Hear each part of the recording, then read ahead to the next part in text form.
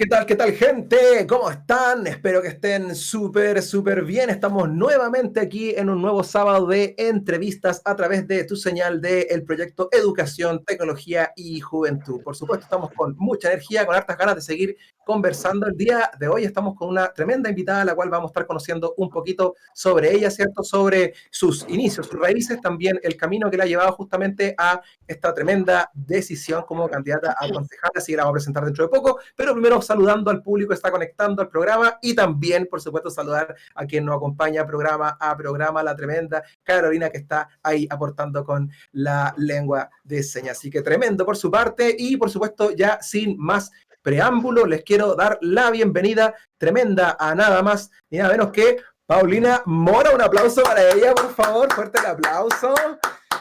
Te estoy aplaudiendo yo, pero es un aplauso digital, obviamente, ahí la gente la acompaña. Paulina, cuéntame cómo está la energía, cómo está el chakra, el power en este momento aquí, comenzando este programa, esta entrevista, por conocerte un poquito. Hola, estoy súper agradecida por la invitación. Es súper importante estos momentos, estos espacios para las personas que requerimos, ¿cierto?, presentar nuestras propuestas, unas propuestas que puedan ser desde una perspectiva independiente, desde una perspectiva constructiva, social, y con todas las ganas. Yo estoy súper feliz, entusiasmada, y con ganas de hablar harto. No, motivadísimo. Esa es la energía, ese es el power, así que estamos todos remotivados. De hecho, Carolina está ahí diciendo, give me, denme nomás. Yo aquí le doy con todo, así que claramente está con todo el power. Oye, Paulina, te cuento de que vamos a estar conociendo un poquito de ti. Hay gente que ya te conoce, por supuesto, pero la gente que está recién conociéndote en este momento, vamos a partir con la pregunta clásica que hacemos en este programa, y es, primero que todo, ¿cierto? Cuéntanos, ¿eres ariqueña, nacida aquí o de otro lugar y viniste a armar raíces en nuestra ciudad? Cuéntanos. Lo evidente es lo evidente. Yo soy ariqueña, Ya, nacida y ya, criada ya, acá. ya.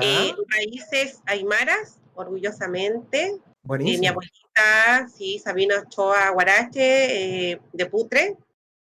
Mi abuelo Hugo Moreno Ocio, afrodescendiente. Entonces tengo una mezcla bastante ariqueña, las raíces súper arraigadas. Y por parte de mi padre también es Campillay, soy de Aguita, que él es de la tercera región. Entonces, Mira. bastante mezcla y orgullosa de ser, como se dice en buen ariqueño, bien chola. Orgullosa de decirlo, súper mestiza, súper clara con mis raíces, con mis ancestros y súper orgullosa, me pongo en la camiseta, totalmente. Oh, buenísimo. Oye, y cuéntanos, ¿desde siempre con esta motivación? Cuando eras más pequeña, lo viviste desde un principio. ¿Cómo fue la crianza? ¿Siempre te dieron? Porque yo he tenido varios compañeros y algunos como que tienden a ser más tímidos, como que tienden a quizá alejarse un poco a su camino medio de su herencia, pero algunos como tú son como con mucha impronta. Cuéntame, ¿a qué se debe esto? ¿Se debe a la crianza, al Se, de, sector? se debe a una ascendencia dirigencial, digámoslo de alguna forma. Mi abuelita fue una de las primeras en ser parte del Partido Demócrata Cristiano. Todos la conocen porque ella fue una de las partícipes iniciadoras del Partido Demócrata Cristiano acá en Arica. Mira. Bueno, en ese tiempo mi abuelito era más derecha, pero nosotros siempre hemos sido como de esa línea de mi abuela. Mi abuela fue dirigente vecinal en la población Lautaro, nací yo, una población muy antigua que queda detrás del cementerio. Mira. Y siempre estuve yo a las faldas de mi abuela, la acompañaba a las manifestaciones, las acompañaba a las reuniones de la junta vecinal. Ella creó el concepto de centro de madres de acá de Arica. ¿En serio? Estamos hablando de los años 80, cuando yo tenía aproximadamente 5 o 6 años. Mira, ay, de ahí obviamente se obtiene una herencia tremenda. Oye, y cuéntame de la experiencia que tú llevas desde un principio, ¿viste la fortaleza, la imagen femenina, ¿cierto?, de tu madre, como con esa impronta? O viste que en algún momento le costó llegar a eso, que vio puertas cerradas, que tuvo que tumbar cosas? Cuéntame un poquito al Por respecto. supuesto, ella tuvo que tocar muchas puertas, pero la impronta de ella era el poder de mamá, el poder de mamá y de muchos hijos. Mi abuelita y mi abuelo tuvieron 14 hijos, si no me equivoco. Mira, Entonces, es la fuerza de mamá, la fuerza familiar. Yo le rindo siempre honores a ella porque ella era la que estaba con sus hijos y con nosotros, que somos sus nietos, porque mi abuelo era ferroviario. Entonces, mi abuelo vivía en Visdiri. Él era jefe de estación allá. Por ende, la historia familiar de mi abuela se rigió bajo un matriarcado. La mayoría de los hijos de mi mamá, de mi abuelita, son mujeres. mira, Mi madre, por ejemplo, es profesora y también fue dirigente de la docencia. Entonces siempre ha estado marcado, lo tengo marcado desde mi sangre, este asunto de llevar, de liderazgo, ¿cierto? Desde chica yo mira, siempre fui presidenta de curso, en la enseñanza media, en la universidad también fui dirigente estudiantil de mi carrera, de pedagogía en castellano, y mira. así fue como en el tiempo Oye, desarrollándose este ámbito. y cuéntanos, cuando estabas cursando, ¿cierto? Tu estudio, ¿cierto? Básica, media, ¿qué te hizo decantar primero por la parte de la pedagogía? ¿Algo te hizo un clic? Sí, mis profesores. Yo Mira, tuve, yo creo que ni siquiera se puede acordar de mí, pero yo tuve un gran profesor de música, el profesor Gutiérrez, de la escuela de cuatro. Él era un profesor que marcó un referente pedagógico en mí porque se preocupaba de sus estudiantes y de los aprendizajes de los estudiantes. También de mi profesora jefe que estaba en ese tiempo, que paz descanse, la profesora Miriam Flores, que también ella se preocupaba caso a caso. Nosotros en ese tiempo éramos 47 alumnos en la sala de clase, en la escuela de cuatro.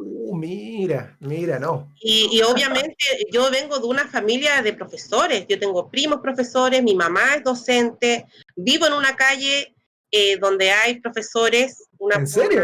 sí, que esa Mira, calle, la calle donde yo vivo, ya los profesores están, la mayoría jubilados, pero todos siempre enmarcados desde la docencia, entonces siempre eso yo lo he tenido, y las anécdotas que ellos han tenido ha sido como una base de aprendizaje para mi desarrollo profesional también. mira. Y te cuento que el equipo del programa hizo la pega, conversando contigo un poco para poder conocerte, y nos cuenta por interno de que no solamente lo elegiste, sino que además dice que también siempre quisiste desempeñarte en el ámbito de los colegios más vulnerables. Sí. ¿Cuál fue tu camino por interesarte entendiendo que la pedagogía tiene muchos caminos, ¿cierto? Mucha arista. ¿Qué te hizo irte por ese espacio? La pedagogía es un área que te lleva al aprendizaje continuo, ya el aprendizaje en el ámbito disciplinario de tu área. Yo soy profesora de castellano, y también en el sentido desde el aprendizaje social, en el, ¿qué puedes hacer tú desde tu rol para convertir a tus estudiantes en personas que aporten socialmente? Entonces, en un momento cuando, bueno, yo empecé a trabajar a los 23 años, ya salía de la universidad y me puse a trabajar en un colegio vulnerable, y yo dije, yo en este tipo de colegios quiero trabajar, porque ahí he sentido que han resultado estudiantes que son muy admirables, estudiantes que a pesar de las vicisitudes de su entorno, de su contexto socioeconómico, social, contrario, han sabido hacer resilientes. Mira. Entonces, eso a mí me entusiasma y me produce mucha gratificación, más allá de un resultado académico, sino que tiene que Ya, ver con un resultado social, personal. Yo me he mira, encontrado con estudiantes que ya son profesionales, que son padres o madres de familia, y que donde me ven, profe, ¿se acuerda de mí? Soy tanto, sí, hemos conversado, gracias a usted, porque yo siempre he sido como re buena onda de profe. Hagamos esto, la completada, sacamos terreno, hagamos esto. Yo genero harta fidelidad de mi estudiante, porque los adolescentes eso requieren atención, requieren una escucha activa, requieren solución a sus problemáticas que puedan plantear, pero también requieren a una figura que los pueda guiar a tomar buenas decisiones. Entonces, eso marca en los chiquillos, en las chiquillas, marca y fideliza y no se olvidan jamás. Y eso a mí me gratifica como profesora, eso a mí me engrandece y me incentiva a seguir trabajando en esta línea de la pedagogía. Ujú, ujú. ¿Cómo recibes tú, entendiendo ya la trayectoria que tienes, porque también vamos a hablar de tu otra profesión, ya que tienes una segunda profesión, vamos a entrar en eso, pero ¿cómo recibes tú esta crítica que se habla sobre el sistema educativo, entendiendo de que una cosa son los profesores y otra cosa es el sistema, ¿cierto? ¿Cómo recibes tú? ¿Qué opinión tienes al respecto? Mira, el sistema educativo actual está enfocado netamente a la obtención de puntajes, pero Ya, tiene que ver, ¿cierto?, con una cuestión de egos directivos, digámoslo así. Yo muchas veces me he puesto la soga al cuello porque lamentablemente los colegios en sí están preocupados de la obtención de resultados para que sea un referente académico. Y ahí eso apunta a la educación actual. Ahora bien, yo, como lo decías tú, adquirí una carrera anexa, ¿cierto?, por una situación puntual, ya, pero también yo quiero ser enfática en esto, o sea, hay estudios internacionales que son indicadores y que con eso no vamos a luchar, pero el rol del profesor tiene que ser integral, tanto en la parte social, tanto en la parte del desarrollo humano, como en la parte del desarrollo cognitivo. Entonces, por ahí hay una situación que yo creo que sí se puede hacer como un emparejamiento, ¿cierto? Desde el ámbito emocional hacia el ámbito cognoscitivo, que es el desarrollo del pensamiento. Se puede. Yo he visto ya. resultados que han sido óptimos y los procesos quizás o los procedimientos están medio con falta. Yo creo que falta conocimiento a las partes de la gestión en el fondo. Creo, Ya. y esto es una crítica bastante, yo, a ver que me ponga la soga al cuello, pero lo voy a decir, eh, creo que los equipos directivos de los colegios tienen que tener mayor conocimiento respecto al desarrollo, o sea, al trabajo mismo que ellos hacen. No es solo académico, no es, la escuela no es solamente academicista, sino que también tiene que haber un equilibrio en la parte socioemocional, social, en el fondo. Mira, es un buen término el que dejas ahí. Te lo comento porque hay mucha crítica, hay mucha gente que habla sobre todo con este proceso que decían ahora con la nueva constitución, que tienen que poner pilares muy importantes dentro de lo que se está conversando. Hay gente que dice que la estructura que tenemos educativa en este momento ya quedó un poco añeja, ¿cierto? Y que hay que actualizarla. Muchos enfocan a estructuras de países quizás en este momento que están un poquito más desarrollados, que no es inalcanzable, ojo, pero claramente hay un camino de por medio para poder llegar ahí, donde claramente se trabaja una educación que está apuntada más a desarrollar los verdaderos talentos del alumno y la alumna y no directamente a una sola inteligencia en particular. ¿Tú tienes una visión parecida a ella? ¿Crees tú que, por ejemplo, se debiese más adelante trabajar en los talentos realmente de los alumnos, más que criticarlos y simplemente hacerlos sentir mal porque se sacó mala nota en una habilidad que quizás no es su mejor habilidad, pero que tiene talentos tremendos en otro lado? Mira, yo tuve también la facilidad de hacer un magíster en psicología educacional. No lo nombro mucho porque es un plus mío personal.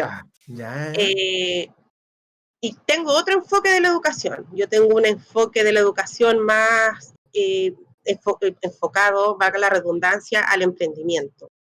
Yo con mi segunda carrera entendí que las personas pueden autogestionarse y que hay mucha materia prima en el entorno para poder surgir, ya para poder emprender. Yo estoy enfocada, una nueva metodología que está en boga, que recién estoy investigando también, que se llama, bueno, no soy muy buena para el inglés, pero es como eh, design thinking, que es el desarrollo del pensamiento. ¿M? ya, ya, Y que ya, tiene que ya. ver con la observación del entorno, ver las problemáticas y qué herramientas tengo yo, tanto cognitivas como socialmente, para poder solucionar esas problemáticas que se presentan a través de proyectos. Mira, ay, Entonces yo tengo ese enfoque y ahí también se van generando varias habilidades sociales, que son las habilidades blandas, ¿cierto? Habilidades emocionales, habilidades comunicativas y obviamente tener como una visión más constructivista del yo emprender. ya, ya, ya, ya. Y de ahí esto va evolucionando, porque claro, nosotros hemos conocido o hemos escuchado lo que es justamente Design Thinking y justamente como tú bien dices, tiene mucho que ver fuertemente con el emprendimiento, ¿cierto? Y también con la capacidad de dar espacio a la creatividad, ¿cierto? Justamente a la construcción. Lo encuentro buenísimo y creo que es súper bueno estar sumando herramientas, sobre todo para irse especializando más en lo que es este proceso. Y luego tú seguiste trabajando en esto, pero ¿en qué momento te hizo el clic para decir, me gustaría sacar o continuar con una siguiente carrera? Que al parecer, creo yo, estoy como adelantándome, puede ser por tu afán de justamente este camino medio como de emprendimiento, ¿cierto? Quizá por eso, o por otro lado sacaste esta segunda carrera. Cuéntanos un poquito. Bueno, tiene que ver con un desafío personal. Yo siempre fui enemiga de la matemática, por eso soy profesora de castellano. Por Ya, ahí ya. parte, por ahí parte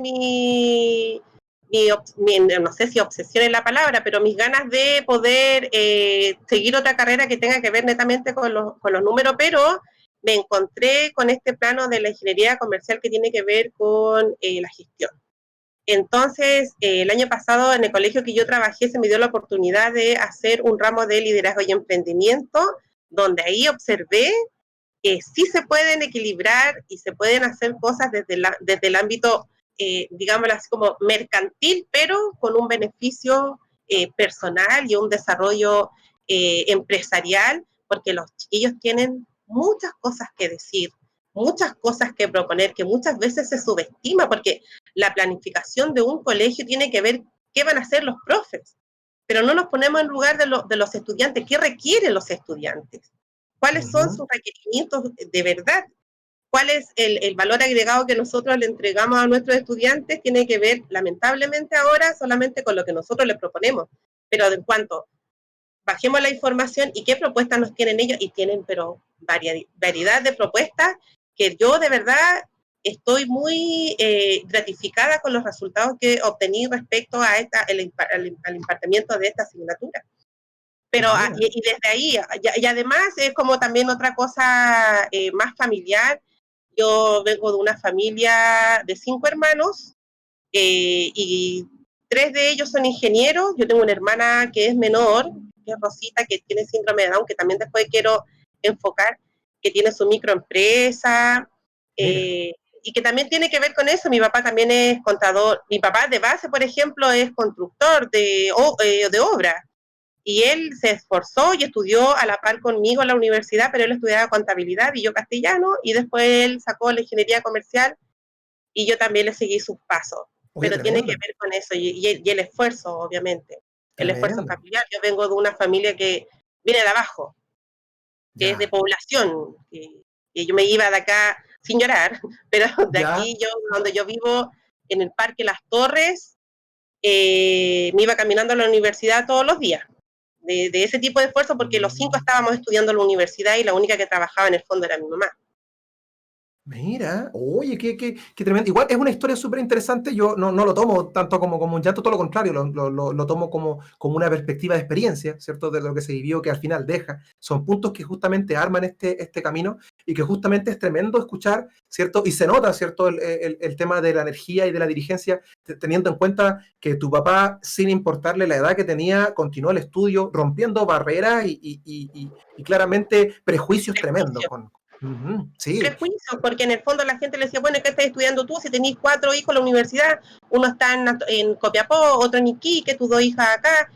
Y mi papá, a pesar de todas esas críticas, él igual iba, y él estudiaba en la jornada vespertina, entonces él igual iba a la universidad, trabajaba de día en obras de las casas, ¿cierto? En obras en construcción, y yo llegaba de la U, mi papá estaba estudiando, se iba a la universidad, llegaba a la 1 de la mañana, se levantaba a las 7, y esa era la dinámica por muchos años. Y yo desde mi experiencia, y yo siempre se lo replico a mis alumnos, sí se puede. Queriendo, Mira. todo se puede. No, buenísimo, buenísimo. Mira, yo de verdad me sumo a lo que estás comentando, lo encuentro súper motivado. Hay harta gente que nos está acompañando, quiero saludar muy rapidito, ¿cierto? A la gente que está apoyando tremendamente. Hay un Onaj, que me imagino que se llama Jano, ¿cierto? Está al revés. Un saludo para él también, que te manda tremendo. Saludos a también Sionai, no sé si estoy leyendo bien, Sioani, creo que es Sioani el nombre. También a Paulina Loyola, Patricia Loreto, también ahí Cecilia Castro. Y también otras personas más, Lorna, Ian, ¿cierto? Quizás será Iván o será Ian, puede ser Ian también. y así toda la gente que está súper motivada apoyando aquí a nuestra invitada. Te cuento que si estás recién sumándote a las pantallas de Educación, Tecnología y Juventud, estamos en la entrevista de nada más ni nada menos que Paulina Mora, la cual está en este momento contándonos un poquito de ella, ¿cierto? Ella está en este momento como candidata a concejala por nuestra hermosa ciudad, así que justamente estamos conociéndola un poquito más. Hay gente que ya la conoce bastante bien, pero para quienes no, ¿cierto? Conociendo una puntita del iceberg de lo que es la historia de Paulina. Yo leyendo aquí un poquito de lo que está comentando el equipo, ¿cierto? Que me escribe por interno, me dice también que justamente fuiste dirigente sindical, dice, por varios años defendiendo los derechos de trabajadores, ¿cierto? Y con la convicción que desde el diálogo se puede hacer cambios y construcciones sociales importantes. ¿Cómo fue esa experiencia como dirigente? Uy, fue una experiencia hermosa, una experiencia que me gustaría que mucha gente la pudiera replicar, porque lamentablemente se vulneran los derechos de los trabajadores. En cualquier lugar de trabajo hay vulneración y se entiende también, o sea, no se justifica, pero obviamente está el empleador y el empleado. Pero el empleado no sabe que tiene derechos. Y hay derechos civiles, hay derechos sociales que están en el Código del Trabajo y que eso hay que defenderlos y hay que ponerlos en las mesas y hay que dialogar. Hay que dialogar siempre con el empleador, no ser tan... A mí lo que me resultó, yo no voy a decir que es la panacea ni esta es la solución, pero sí considero que siempre que hay un diálogo respecto a lo constructivo y cuando hay una legalidad de por medio, los resultados son beneficiosos, tanto para el empleador como para los empleados. Entonces, pero siempre hay que tener, ¿cierto?, una cara visible que se ponga la camiseta por el trabajador. Claro, claramente. Oye, y llegaste ahí, ¿cómo fue? ¿Llegaste por tu cuenta? ¿Te motivaste? ¿Te propusieron? ¿Cómo fue que te iniciaste en la dirigencia? Bueno, el inicio del sindicato del colegio donde yo trabajaba fue como un poco engorroso, fue como resultado de otro sindicato al que no se nos invitó, que al final sí, después no, bueno, decidimos hacer un segundo sindicato, y al final estaba ahí, yo pues las voy a nombrar, Claudia Chanqueo, una colega, Pamela Donoso, y Yasna Caqueo, que estuvo así como empujándonos siempre. Nos decidimos hacer este sindicato, estuvimos varios años junto a la dirigencia sindical, y bien, o sea, tuvimos lindas y hermosas experiencias con los trabajadores del colegio, hicimos hartas actividades, las negociaciones colectivas eran fantásticas, estábamos, no sé, pues de las 8 en el colegio hasta que nos tocaba trabajar hasta las 3, 4 de la tarde, y de ahí nos quedamos hasta las 9 de la noche, pero eso tiene que ver con una cuestión de pasión, ¿cierto? De poder sacar beneficios para todos. Y así fue una experiencia hermosa, bonita, pero siempre con la camiseta puesta de los trabajadores del colegio. No, buenísimo, buenísimo. O sea, eso va generando estas experiencias que justamente te van armando un camino. También me cuentan por interno, ¿cierto? Que en la época universitaria participaste como voluntaria del programa de alfabetización digital durante varios años. ¿Ah? Sí, Cuéntame, que dice que se replicó a otras ciudades después de Chile. Sí, esa experiencia fue en el año 2004, si no me equivoco. Yo iba como en tercer año de la universidad, no, cuarto de la universidad. Ya. Sí, iba en el año cuarto de la universidad y nos invitaron a ser parte de un proyecto de alfabetización digital para las personas que no tenían conocimiento. Se hizo un proyecto súper bonito, intervenimos desde el colegio, alto colegio en ese tiempo el CERME, que ahora es el SLEP, B4, Liceo Pablo Neruda, estábamos en la Universidad de Tarapacá, estábamos funcionando también en la Universidad Arturo Prat, voluntarios. Ya. Ahí sí volvió, ¿no? Ahí sí. Ahí sí, tuve un pequeño daño. Sí, a mí se me había desconectado acá. No quiero decir no te preocupes, pero se entiende, la gente comprende. Para que se me vaya la señal. No, la gente comprende que como estamos en una situación de, ¿cierto?, de una crisis sanitaria, ¿cierto?, entiende que este tipo de entrevistas ahora estamos a distancia, porque a veces la gente piensa que estamos en un estudio, y no, le queremos contar que estamos justamente trabajando, entrevistando a Paulina a distancia como los otros invitados, también nuestra intérprete está a distancia. así que claramente tenemos esta clase de situaciones que suceden en vivo, más encima que en un programa grabado, así que son cosas que suceden, pero no hay problema, ya volvió Paulina y nos estaba comentando ahí un poquito. Claro, entonces estuvimos en varios establecimientos acá en Arica y fue súper exitoso. Luego nos fuimos a trabajar a Iquique, estuvimos en Mejillones, estuvimos en Santiago, en Tierra Amarilla, bueno, no me acuerdo qué otras ciudades más, pero estuvimos en varias regiones replicando este proyecto que fue de verdad muy gratificante, muy bonita Oye, experiencia. pero Paulina, ¿y de qué trataba? ¿Se puede conocer un poquito como qué es lo que se Sí, por hacía de... supuesto. Ujú, ujú. Sí, tenía que ver con la alfabetización digital, enseñar a las Ya, personas a navegar por internet, a aprender un computador, a que reconozcan las partes básicas de un computador, a saber cómo conectarse a internet, Word, PowerPoint, hacer una carta, correo electrónico, cosas básicas que nosotros ya la tenemos así casi en el chip, claro. pero las personas que en ese tiempo eran mayores o adultos mayores les costaba infinidad. Pero sí, tuvimos excelentes resultados. Yo tengo todavía alumnas y alumnos de esos años que me escriben, que ¿Y los, están ahora en mi Facebook. y los rangos etarios de esta digitalización era de adolescentes, jóvenes, adultos? ¿Cuál es el rango? Teníamos desde los 18 años en adelante. Sí, Mira, tuvimos mira. hartos estudiantes. Mira qué buena. Y claramente ahí tú viste la experiencia de trabajar con personas de diferentes rangos etarios, también viste diferentes experiencias de vida, ¿cierto? Y también necesidades. ¿Te cruzaste mucho con gente con dificultades económicas o con situaciones que justamente le afectaban en estos espacios? Por supuesto, y especialmente los adultos mayores. Ahí habían como más falencia en cuanto a la retención de lo que uno les podía enseñar. Los adultos mayores, como son ordenados, todo en cuaderno, nosotros les damos una bitácora con todo punteado, ¿cierto? Un libro un manual de la alfabetización digital, pero aparte ellos tenían sus anotaciones, etcétera.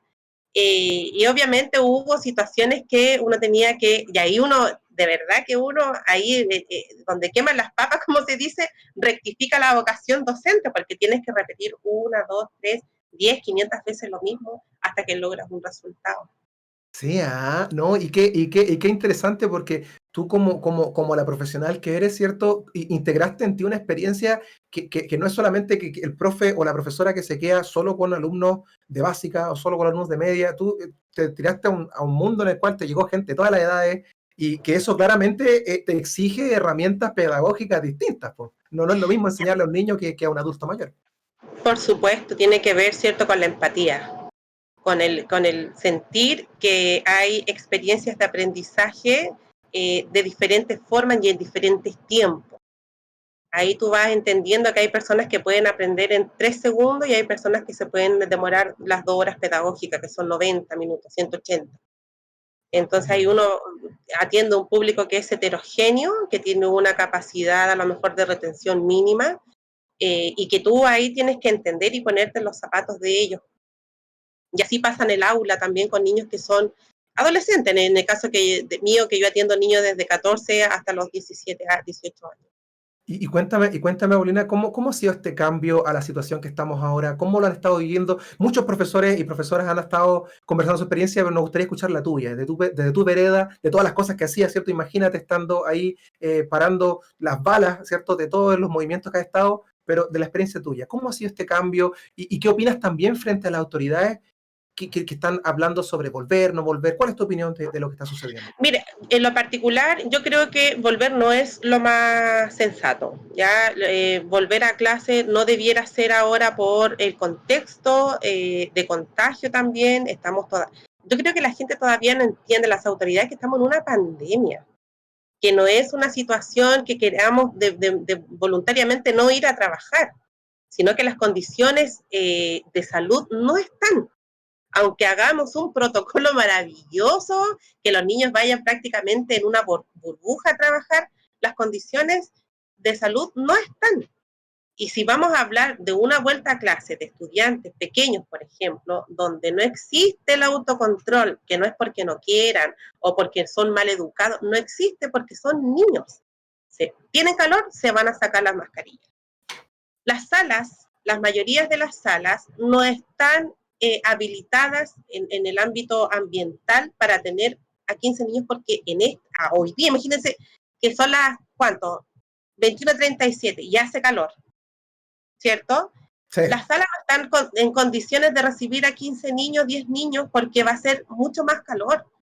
Entonces, ¿qué van a hacer los niños? Se van a sacar las mascarillas, van a decir profesores que no puedo, y ahí se va a producir contagio, querámoslo o no. Es inaudito, impensable pensar que los niños se van a autocontrolar, porque no se va a dar así.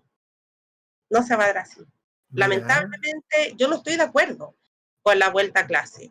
Y el año pasado, porque este año me tomé un receso, no voy a trabajar porque me voy a dedicar 100% a la candidatura. El año pasado, cuando trabajé en el sistema online, y como mi colegio tiene más del 90% de tasas de vulnerabilidad, yo de una matrícula de 35 niños, tenía 9 niños online. ¿De qué forma voy a retroalimentar a mis otros estudiantes que están en su casa? Yo tenía estudiantes, y esto es una realidad que muchos profesores vivimos. Yo tenía estudiantes de 14, 15 años que tenían que quedarse en su casa, haciendo el almuerzo, cuidando a sus hermanos, y que se conectaban de celular y estaban preparando la comida o pelando las verduras para poder cocinar, porque los papás tenían que trabajar, si no, no tenían que comer. Wow. Entonces, ¿qué aprendizaje significativo iba a generar? El mínimo. Tenía estudiantes de cuarto medio que estaban trabajando en construcción, y yo los veía también cortando cerámica, no sé, martillando, taladriando. Mira. Entonces, yo sinceramente, aprendizaje significativo en este contexto, el mínimo. Mira, El ¿no? mínimo. Y me imagino que dentro de lo que estás tú viviendo y la opinión que se genera desde tu experiencia, también tiene que ver con una frase que ha estado dando vuelta mucho, y es que la pandemia vino a solamente mostrarnos, ¿cierto? Abrirnos los ojos de algo que ya existía. O sea, claramente era algo que la gente no conversaba o que no se practicaba, pero bastó que apareciera la pandemia para que nos mostrara esta clase de situaciones de niños con una dificultad tremenda, con una escasez económica y con un riesgo social tremendo. O sea, ¿qué se Y puede trabajar? marcar más aún la brecha educativa que existe en Chile. O sea, si hay Sí, una brecha que obviamente nadie puede desconocer, como dices tú, esta pandemia ayudó a visibilizarla aún más. Existe, y existe de una manera que es inconmensurable, es inmedible. mira, Está. como profesora y como profesional, y también que vamos a entrar en un ratito más a tu camino, ¿cierto? Como candidata, ¿cierto? A concejala por la ciudad. Cuéntame desde tu perspectiva, ¿cuál es una opinión personal? Sabemos que no maneja estadísticas exactas, pero ¿cómo ves el resultado de esta pandemia que está afectando a nivel educativo? ¿Sientes que vamos a salir con números positivos o números negativos frente a lo que está pasando con tantos niños y tantas niñas que no pueden siquiera acceder a estas clases? ¿Cómo lo estás viendo tú desde esa perspectiva? Es un trabajo titánico. Yo creo que tiene que ver con la gestión pedagógica desde los colegios. Yo he visto colegios que son bastante vulnerables, que han hecho un trabajo muy bueno, un trabajo riesgoso además para los docentes y para los trabajadores, pero que ha sido bien recibido por los apoderados y por los estudiantes también. Pero en números o estadísticamente me atrevo a decir que vamos para atrás, vamos para atrás. Mira, Lamentablemente esa es la realidad. Hasta que se acabe la pandemia o sepamos llevar este virus, es que es muy complejo de tirarse a la piscina y decirle, oye, esta es la solución, no se puede. claro. Y la gente, las autoridades hablando de, oye, ya aprendan su PC y conéctense, pero, oye, no toda la gente tiene un PC en la casa, Y el justamente. daño visual que genera estar 4 o 5 horas para los niños en el frente a un computador. Eso No, es, sí, eso también, se va a generar también. sí o sí. No, no, mira, un tema que da para mucho que hablar, no nos queremos perder por ahí porque claramente queremos conocer un poquito más a Paulina, la protagonista del programa, pero es un tema interesante que quizás más adelante como programa se podría tomar. Es un temazo, es un Yo lo temazo. único que le pido a mis colegas y a los gestores de los colegios es que sean empáticos, que no busque tener un resultado frente al Ministerio de Educación, ¿no? Porque yo he escuchado muchas veces directivos que dicen, es que el ministerio me pidió. A mí me puede pedir mucho el ministerio, pero yo me debo a mis estudiantes. Esa es Mira, como la ley. Yo me debo a mis estudiantes y no a los resultados que me pueda pedir el ministerio. Sí, yo obviamente tengo que ir dirigido a, ¿cierto? Pero en este contexto yo me debo a la salud mental, emocional de mis estudiantes y sus familias. no, y mira, se puede comprobar, ¿ah? Yo doy fe, porque cada vez se suma más gente aquí en el chat. Hay una cantidad de saludos tremendos. Maquita te manda saludos, Rosa. ¿Ah? También tenemos más abajo a Bilinka, no sé si estoy pronunciando bien, Bilinka. Sí. Sí, excelente. Mira, una cantidad, y muchos de ellos, no todos, pero muchos de ellos dicen seca, seca, profe, seca, maestra, ahí saludándote.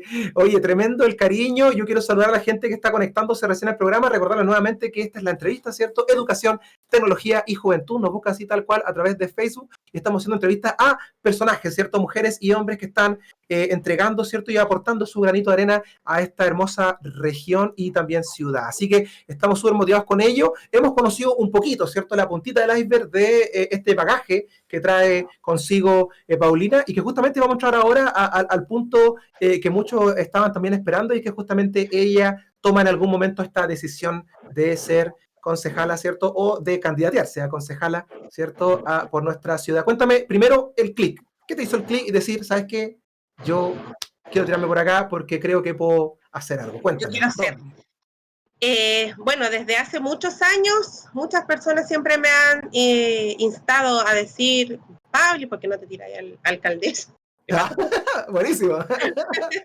¿Ya? eh, Alcaldesa, concejal, y yo como no, me da vergüenza, no, es que aquí, y la verdad, en un momento, claro, me invitaron, estuve yo como bastante eh, interesada en tener un cupo para ir como candidata y me encontré con la pared gigantesca del Independiente. Sí, correcto. Y estuve leyendo la ley, claro, y dije, ya, ¿qué puedo hacer para ir como 100% independiente? Tenés que llevar el 0,5% de los votantes de la elección anterior, Pero consulta, 400, consulta, Paulina. No, no, sí. tú no continuaste entonces en la vereda de que me habías contado de que en tu familia había gente que era como de DC y cosas así. ¿Tú no continuaste No, jamás, ese yo camino? nunca he militado por un partido político, y ahí yo te Ya, voy a dar mi razón. ya, dale, dale. Eh, y me encontré con la pared gigante y dije, tengo que llevar casi 400 personas en pandemia a una notaría para que me den el patrocinio. Vamos, vamos, síganme, dijiste tú, vamos, vamos. Entonces, claro, del Partido Liberal me invitaron. Yo le dije, excelente, yo voy, pero voy independiente, sí, ando independiente, no hay ningún problema. Y tomé la oportunidad. Y soy súper responsable en decirlo, y siempre lo digo, yo no tengo presiones políticas que me digan tenéis que decir esto ni lo otro. Y ahí yo me siento totalmente libre y me siento bien, porque yo creo que desde la independencia y desde tus convicciones morales, valóricas de tu familia, uno puede construir mucho más que siguiendo una normativa que te la puede delinear quizá un partido político. A mí desde muy chica, desde muy joven, me han invitado a ser parte de partidos militante política de varios partidos, y no, siempre mi respuesta ha sido negativa porque yo creo en la independencia y creo en la capacidad de decir lo que es justamente correcto a las personas que estén, ¿cierto?, en la gestión. Entonces, por eso nunca he militado, creo que no lo voy a hacer. Creo que parte del estallido social es el descontento con la política partidista, Ujú, y esta élite que existe, ¿cierto? Porque las personas que no están beneficiadas somos las personas, los votantes, el ciudadano que va de pie, entre comillas, el común y corriente. claro. claro. Y de Entonces alguna, ahí pero siempre yo he tenido como una visión de construcción social. Yo estuve unos años viviendo en Iquique por oportunidades laborales, y en la parte económica, turística, yo dije, ¿por qué nosotros no podemos tener esto acá en Arica? Me van a disculpar mis alumnos y mi gente de Iquique, que yo tengo un cariño también gigantesco, pero Arica más lindo. Arica tiene pero una belleza natural que está regalada, que está acá. ¿Qué ciudad va a encontrar con valles, con desierto, con playa, con una riqueza cultural importante, histórica, que lamentablemente no se le ha sacado provecho? ¿Por qué tenemos sí, que ser una ciudad de paso de Iquique a Tacna? ¿Por qué la correcto, gente no lo ¿ah? ve como un principal destino turístico? ¿Por qué Arica no está en el referente mental así como Arica Cancún? Ah, voy a Arica. Qué buen punto, ¿ah? Qué buen punto, ¿no? Y es interesante lo que comentas porque justamente tenemos una geografía, como tú bien dices, privilegiada. O sea, no en todos los lugares uno puede estar a 2 horas en el valle y a 20 minutos en la playa. O sea, es un tema súper súper interesante y que también se ve afectado en nuestra gastronomía. O sea, si tú vas a otros países donde no tienen playa, por ejemplo, no tienen la geografía nuestra, tú le hablas no sé, de ciertos platos donde nosotros mezclamos mariscos con, no sé, vacuno, y para ellos como, ¿what? Así como, y claro, justamente porque nuestra geografía permite un cruce que la gente que ha nacido y que ha crecido toda su vida acá lo ve como natural, pero que en otros lugares que no tienen una geografía ahí, no es tan común esa clase de platos. Hay una heterogeneidad cultural muy rica, muy bonita, con historia, con arte historia. Yo pienso en Central, por ejemplo, súper Ya, abandonada, y Central es bonito. Se podría mira. potenciar también, por supuesto, ser un destino. Mish, ¿no? Así que también estáis como por el lado del ambiente turístico. De hecho para allá va mi siguiente pregunta, y que justamente va por la parte de la gente que te está conociendo, ¿cierto? Y que quiere saber a ti como una alternativa dentro de estas votaciones que se vienen para el 11 de abril. Y es que como candidata a concejala, sabemos que no podemos atacar todos los puntos, pero sabemos que siempre hay ejes en los cuales tenemos fortaleza. ¿Cuáles serían los ejes donde tú te estás como enfocando, así como yo como candidata, en realidad quiero darle duro a este par de ejes? Ya, yo creo que, por ejemplo, hay que potenciar, acompañar a los valles. Tenemos el Valle de Chaca, está Hacha, está Caleta Vítor, Zapa, Yuta, en la ¿Ya? que la mayoría de su población son adultos mayores. Y entonces ellos no tienen conectividad, nosotros somos digitales, tomamos el celular y nos conectamos y revisamos y están haciendo esta actividad de pantallar el centro de vacunación y nos enteramos todo de manera digital. ¿Qué pasa con esos ciudadanos? ¿Qué pasa con nuestros adultos mayores del valle? La gente que no tiene conexión. Ellos se comunican a través de la radio. ¿Por qué no tener una radio municipal? Una radio que llegue a los valles, que informe, donde hagan intervención los concejales, donde hagan intervención las oficinas, ¿cierto?, de la municipalidad, donde se informe qué está pasando, cuáles son las actividades que se van a generar.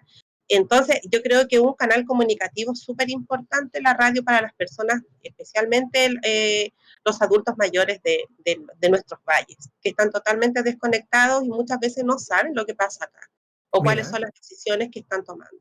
un buen Esa es punto. una de mis propuestas que yo creo que sí se puede hacer, porque están las facilidades, están las herramientas digitales y tecnológicas, solamente hay que enfocarse. Otra de mis propuestas que yo veo, yo te comentaba que yo tengo una hermana que tiene síndrome de Down. Rosita Claro. es una mujer ya de 28 años, que fue la primera niña. Mi mamá hizo un proyecto de integración en el año 1996, si no me equivoco, 97, en la escuela de Francia, y mi hermana fue la primera niña con síndrome de Down en estudiar en un colegio, entre comillas, normal, era la escuela de 6. Y mi hermana estudió Ya. toda su enseñanza básica en la escuela de 6 y ella hizo el discurso de graduación en octavo básico. Mi hermana sabe leer, escribir, tiene sus redes sociales, tiene como bastante bagaje en defenderse, ¿cierto?, de tener sus propias herramientas. Ella postuló un proyecto, teje a telar, hace cerámica, tiene máquinas de coser acá en la casa, ella hace tiene como un propio emprendimiento, pero tiene Ya. que ver también con una cuestión familiar que nosotros siempre la hemos potenciado, ¿qué pasa con toda la cantidad de chiquillos? Mi hermana después, discúlpame, en octavo básico egresó y se fue al centro de capacitación laboral. Y hasta el año Ya, pasado, antes de la pandemia, ella estuvo en el taller de cerámica, pero pasó por tejido. Mi hermana hace unos tejidos hermosos de todo. mira, mira, Eh, pero ¿qué pasa con los otros chiquillos que salen del centro de capacitación laboral? Tienen que ya, esperar un cupo, ¿cierto? En alguna empresa que le den, por ejemplo, en el McDonald's, en el mall. ya, ya, ya, Entonces, dentro de mis propuestas, ¿por qué no generar un multitaller para estos niños que tienen problemas de discapacidad? ¿Por qué no generar un multitaller? Nosotros tenemos la Academia Municipal Abierta, que está en la Escuela Lincoln. ¿Por qué no generar ahí, cierto, un proyecto que los niños puedan tener, no solamente para que vayan, sino que sea como una opción de trabajo, sea un nicho de trabajo, panadería, cerámica, tejido, costura, estética para las damas, barbería para los varones? ¿Por qué no generar una instancia donde los chiquillos que tengan un oficio o que quieran aprender un oficio tengan un nicho de trabajo ahí que puedan generar sus propias lucas? mira, qué tremendo, porque yo igual he escuchado de tremendas injusticias que se hacen dentro de estos espacios donde justamente al fin y al cabo no solamente se les cierran puertas, sino que aparte he escuchado de amigos que han tenido dificultades justamente por, yo tengo un amigo que tiene un tema mental, ¿cierto? Que consume eh, ciertos medicamentos para poder mantener su enfermedad y por causa de ello no lo contratan. O sea, ahí le dan una especie como de bono, ¿cierto? Una especie como de gratificación a nivel país, pero con eso no lo contratan y las pocas veces que consigue trabajo, como es informal, le pagan increíblemente mal y lo estrujan. O sea, es una cosa tremenda lo que está pasando y me imagino que tú has vivido la experiencia más de cerca y ¿qué Con mi piensas al hermana. respecto? ¿Qué piensas al respecto? Incluso hay un artículo que creo que es el 332 del Ministerio de Educación que no permite que los niños continúen sus estudios después de los 26 años. Mira, Los limita, o sea, teniendo la posibilidad de seguir perfeccionándose, no pueden, tienen que salir del sistema. Entonces también hay una injusticia tremenda para los chiquillos que necesitan de seguir perfeccionándose porque hay una limitante legal que les prohíbe.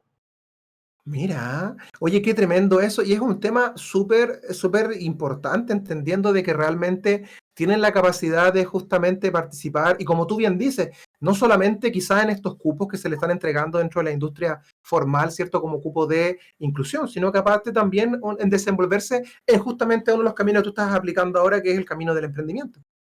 Ujú. Así es Mira. complicado porque los chiquillos salen con un oficio pero no lo pueden desarrollar. No tienen como otra plataforma para el desarrollo. Es como súper egoísta el sistema con ellos porque no les permite seguir perfeccionándose en el oficio que ellos han adquirido. Ujú, ujú. Y entendiendo desde cierta perspectiva que cada vez la industria y justamente las empresas se están abriendo más a estos espacios. Yo encuentro súper bueno que trabajes fortalezas que tienen que ver con tu experiencia justamente, o sea, viviendo, ¿cierto?, las realidades que están viviendo los chiquillos. Me cuentas Sí. que estás con el eje, ¿cierto?, un poco de la parte de la descentralización por el tema de los territorios. Y de hecho, comprendo un poco ahora de la ONG en la cual participaste Ah, y en la maravilloso. cual cuéntame, ¿sigues activa en esta ONG? Cuéntanos al público cómo se llama y de Hasta qué. el año pasado, porque antes de la pandemia teníamos cantidad de ideas para hacer respecto a, a varios factores, a varios nichos de trabajo y lamentablemente no se pudo seguir con estas ideas, pero yo creo que en algún momento vamos a retomar, porque yo tuve una excelente experiencia, aprendí mucho de Loreto, una persona muy sabia que es la directora de la ONG, aprendí mucho de Billy también respecto a la parte legal, estaba Paulina, que me acuerdo el apellido, que es la psicóloga, que es un equipo bastante rico, un equipo multifacético, con ideas heterogéneo, chocábamos a veces las ideas, pero siempre en afán de construcción, una experiencia súper enriquecedora para mí desde mi punto de vista pedagógico y en el ámbito que yo después me empecé a desarrollar, que es la ingeniería comercial. Mira, Tengo algo que decir también. cuenta, Yo, cuenta. por ejemplo, una de mis motivaciones que me se instauró para que yo pudiera ser candidata a concejal es el asunto que se vive en las poblaciones. Yo actualmente vivo en la población Carlos Ronnie, y yo sé, y al frente de mi población está el Parque Las Torres que al frentecito, y después está la población Campo Verde. Entonces hay juntas de vecinos que obviamente participan, están activas, qué sé yo, pero la realidad, ¿cuántas personas participan en una junta vecinal? 10, que es la representatividad y que yo creo que la gran realidad de Arica y de otras ciudades también. Entonces, algo que a mí se me ha ocurrido es la movilidad social, es decir, tomar a las directivas o que se abra una oficina en la municipalidad para hacer escuelas de liderazgo vecinales. Mira. Ya, claro, que se hagan escuelas o también tienen un nombre que puede ser sindicales, porque son agrupaciones, ¿cierto?, que tienen que ver con el liderazgo y movilizaciones sociales. Entonces, ¿para qué? Para que se motiven los otros vecinos a trabajar en las juntas vecinales, no sean las vecinas motivadas, las 10 vecinas motivadas, las 5 vecinas que van, que hacen los proyectos, que, oiga vecino, el auto, oiga vecino, sino que Claro. la autogestión tiene que derribar a esta cuestión que está mal planteada, que es el asistencialismo. Está bien, obviamente, extender a que hayan beneficios, que hayan proyectos, pero nosotros no podemos, como personas que vivimos en una comunidad, no podemos pretender responsabilizar para todo o a la municipalidad. Es que la municipalidad no vive, es que la esto. ¿Por qué yo no gestiono un proyecto, cierto? Porque yo, eso también me permite hacerme cargo de eso. Si yo gestiono como comunidad, ¿cierto? Y hago responsable ya, los vecinos del pasaje tanto tienen que hacer este proyecto o los vamos a involucrar 5 o 6. Entonces, movilicemos a las comunidades, hagamos esta escuela de liderazgo, activemos la autogestión, organicémonos, ¿cierto? No hay mejor vecindario que los vecinos organizados, ¿cierto? Mira. Para el bien común. Y yo me hago responsable de lo que está sucediendo en la calle y me hago responsable también de lo que le está pasando a mi vecino y conozco que vive al lado mío. Entonces yo también hago redes de apoyo. Sí, entendiendo que se ha perdido tanto ese compartir vecinal, ¿no? Se ha perdido La tanto eso. cultura vecinal se ha perdido mucho. Ujú. Todos Sí. aquí recordamos en los tiempos donde, bueno, yo recuerdo muy, muy, muy pequeño cómo pasaba por esos pasajes y yo veía todas las puertas abiertas. Yo, de niño, inocente, miraba y podía ver la familia completa sentada en el living, Y porque saludar a la vecino, hola mijita, ¿cómo sí, estás? pero era como tener la puerta abierta durante la tarde, era, aparte con el calor que hay aquí en Arica, o Sí. sea, era algo súper natural, y las rejas eran solamente por estética, porque las rejas me llegaban a la rodilla. 1,5 metros. ¿Cómo, cómo, Sí, cómo, cómo, cómo eso ha cambiado? ¿Cómo eso se ha vivido? Y cómo pero también... Sí, sí, se puede retomar, sí. Yo siempre, mira. un día ocurrió una situación acá en la calle donde yo vivo, se robaron una camioneta. Pero Ya. ¿cómo? Los vecinos preocupados, entonces, ¿qué? Obviamente la acción o la autoacción que uno hace es encerrarse. Voy a levantar las rejas, voy a levantar el muro, voy a hacer esto. Y no, yo dije, ¿por qué me voy a encerrar en mi casa? ¿Por qué mi mamá, que está siempre afuera, que toma el aire, va a estar con miedo, no va a querer salir porque pueden robar, que pueden asaltar? No, yo fui casa por casa, vecino, voy a hacer un grupo de WhatsApp, vamos a comunicarnos para acá, nos vamos a organizar, usted allá, vamos a poner lámpara, vamos a poner cámara, pero eso es autogestión. Cualquier situación de nosotros nos comunicamos, nos mandamos fotos. ¿Qué mejor que la organización? Pero eso tiene que ver, ¿cierto?, con voluntades. Eso tiene que ver, ¿cierto?, con hacerse cargo. Eso es salir a la calle, preocuparse, ¿qué está pasando en tu entorno? Es un buen punto, ¿ah? Es un buen punto. Y el tejido social, ese es uno de los caminos que crees que se puede recuperar, porque en este momento el tejido social está, o sea, se representa 100% cuando vienen los fuegos artificiales y se ven vecinos reventando, otros vecinos que tienen hijos con ciertos problemas, animalitos, y a los vecinos no les interesa. Y yo siempre he puesto eso en la palestra, de que la gente critica y dice, pero ¿cómo no tienen, no sé, algo de empatía? Y yo siempre he dicho, la empatía, desde mi perspectiva, una opinión personal, Mario Guerrero aquí lo está comentando, ¿cierto? Opinión personal, la empatía para mí no es algo que se obliga, no es algo que se exige, es algo que decanta. Para mí la empatía es algo, es un resultado, no es una búsqueda, es el resultado y justamente cuando tú tienes un tejido social que está tan herido, está tan dañado. demacrado, ¿cierto? ¿Qué visión tienes tú al respecto del tema de nuestro tejido social y cómo podríamos recuperarlo? Yo creo que, como dices tú, lo pienso que está dañado, evidentemente, porque nos hemos preocupado de la individualización, de preocuparme por el yo quiero, yo tengo, yo puedo, pero dejamos de lado muchas veces que nosotros vivimos en una comunidad, que es una común unidad, es decir, yo pertenezco a una unidad. Y ahí se pierde, cuando nosotros perdemos ese sentido, perdemos de vista, ¿cierto?, qué significa vivir en una sociedad.